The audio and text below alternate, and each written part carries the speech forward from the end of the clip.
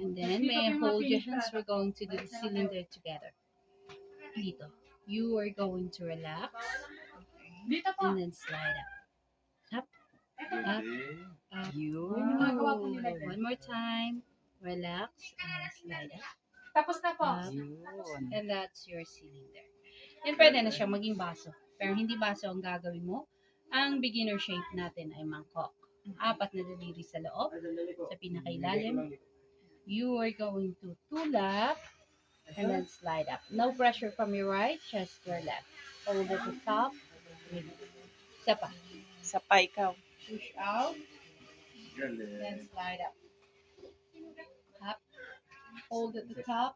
Isa pa. Isa pa. Push. Push.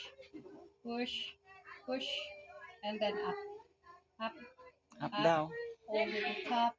Release. Dito. Sa pinakailalim. Pinakailalim. You're going to push that out. Sige, tulak. Tulak palabas. Hindi, huwag ka munang umakyat. Just stay there for a while and then push out. Out. Out. Out. And then up. Up. Up. Up. Hold. Release.